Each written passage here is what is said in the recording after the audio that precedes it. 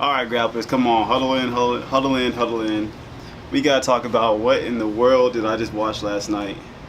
It was supposed to be UFC 229, but by the way that show ended last night, I felt like I was watching Monday Night Raw, man. It got crazy towards the end, you know. So we're gonna hop right into it, man. I want to cover a whole bunch of topics. There are a lot of different fights that happened, a lot of good fights, a lot of questionable fights. I want to talk about all of those, but I do want to find out, you know, what were y'all thinking about UFC 229? How did it go out for you? Did your guy win? Did it end like you thought it would? Were there any upsets? Anyway, make sure you subscribe, make sure you comment, and let me know. But I want to start off by talking about the main event. Conor McGregor versus Khabib Nurmagomedov. This was going to be, like I said before in another video, I really wasn't even too geeked or amped up about this fight until I saw the press conference. Conor McGregor was going heavy on this man's whole life, the whole situation, from spirituality to birth to alliance with his friends and his business partners. He got heavy. And I was like, okay, well, at least you know it's gonna be some ill intent on this fight, so clearly that's gonna make it a good one. So we already know how it went. I'm pretty sure you already saw the highlights. I'm not gonna bore you with that. I know that you know that Conor McGregor came out slugging in the first round, trying to create that dominance in the first couple of seconds. He did a great job wrestling. Shout outs to Conor McGregor, man, because he really got down and put forth the effort to get his wrestling game up to par. He was in there.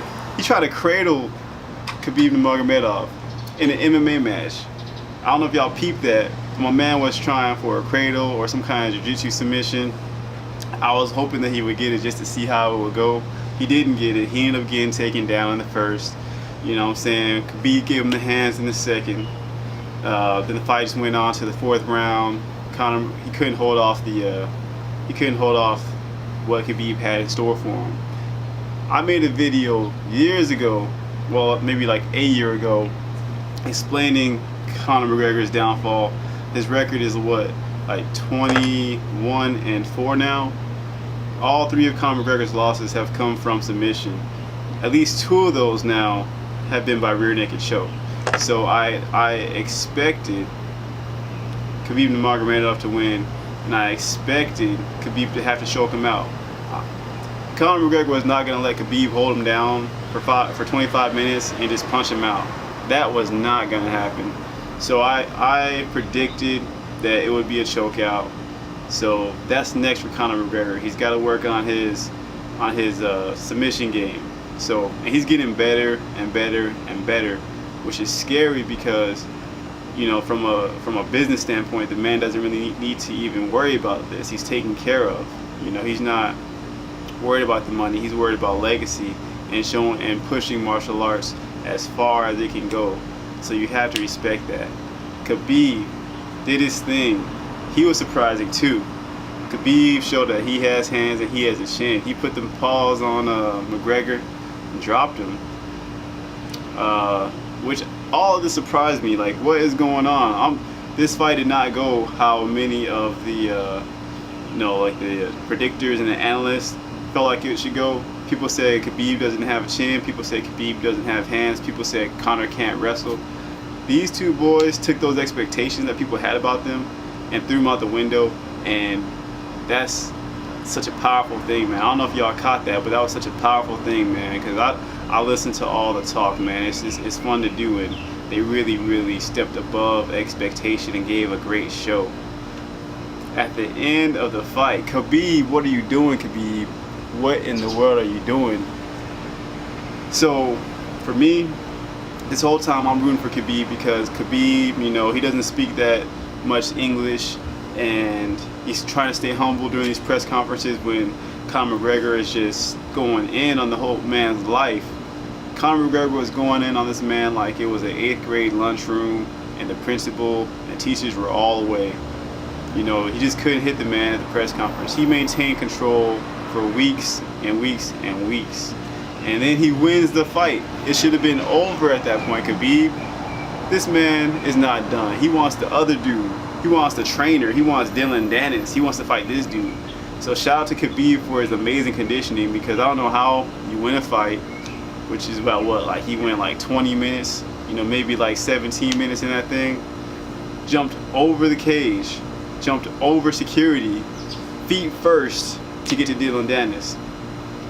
I mean, like I said, I wasn't expecting that. That was uncalled for. That was crazy to see. It was entertaining to see. Made for an interesting night. You know, they held Khabib back. He was like, give me my title, give me my belt, all of that. And in the meantime, Khabib's homeboys are jumping over the cage and punching McGregor in the back of the head and hit him with a 4-piece. And McGregor like did not even respond to that, which is so crazy to me, because McGregor is always the antagonist. So how in the world does this story go from Conor McGregor being the antagonist, the bully, to all those things? So now Khabib Nurmagomedov is seen as the guy who has no control and is wild, and this fight was supposed to be like the biggest fight in UFC history. And Conor McGregor, you know, he's coming out of this thing with some respect, because he kept it pretty respectful inside the cage. Outside the cage is a whole different story, but you know, he takes his wins and his losses on the chin. Khabib just went off character, off script. They had Daniel Cormier in there, Luke Rockhold in that thing. Everybody's trying to control Khabib and say, yo, calm down. So for Khabib, this messes up the whole picture, because I mean, you know, he's 27-0. I'm not the biggest Khabib fan, but I like to see people prosper and be successful. And it sucks because now we don't get to see Khabib versus Tony Ferguson or Khabib versus Conor McGregor. We don't get to see that happen now, because he's definitely going to be suspended. Shoot, I mean, this is beyond my scope of knowledge, but they're talking about the man may lose his ability to even come back into the United States, which is crazy. I mean, how can you fight in the UFC if you can't make it to Las Vegas or New York or Atlanta? UFC, come back to Atlanta, you know? So, like I said, man, it was crazy. I felt like I was watching Monday Night Raw. You know, like in the old school Monday Night Raw, not this new Monday Night Raw. I'm talking about that old school Monday Night Raw when, like, Stone Cold Steve Austin used to rush the ring, and then Steve McMahon would rush the ring, and then The Undertaker came down. I really felt like that. Like, you just had a whole bunch of minions jumping in, fighting. I was waiting for, like, Tyron Woodley and GSP to come out of nowhere and just clear the whole ring out. You know? Craziness. I mean, it was interesting, like I said, entertaining at least, but unprofessional for sure. So the main thing about Khabib, though, man, I was rooting for Khabib. Khabib was my boy. I was like, the wrestler's gonna win. He's a natural grappler. He's gonna take out this striker right here. But then I started watching videos of the great Jordan Burroughs talking, and he tells us that Khabib is taking shots at the King. Khabib's taking shots at the King, said the King needs to work on his wrestling. Now, I'm gonna just say this. This is completely off topic, right? We're talking about UFC 29. Somehow Jordan Burroughs jumps into the mix. But I must say this. If Khabib has to take time off from the UFC, the World Championships, I believe it's like October 18th through like the 26th or something like that. Once that's done with, I would love to see a wrestling match between Khabib Nurmagomedov and Jordan Burroughs. I think we need to make that happen. Khabib's gonna lose. Khabib knows how to do takedowns, not very great takedowns in my opinion, on a professional level, because he's going against guys who don't know how to wrestle for the most part. He's going against guys who have somewhat wrestling ability, but it's a fight. They're not looking to do wrestling moves. And personally, honestly, I know Khabib is aggressive with the takedown, but you know, you got gut wrenches, you got leg laces, you got to turn the guy. And I don't know if Khabib is ready for like the 2018 style of wrestling. Khabib, I feel like he may have an older style of just, you know, that construction worker, that grit, put your head down and go, which works in UFC because you put your head down, grab the leg, cinch up the leg lock, lift him up, throw him down. You can do that. It's different when there is no octagon. I'm not a stat guy. I don't have the stats to prove it, but 9 out of 10 of Khabib's takedowns show up when he has this man pressed up against the octagon.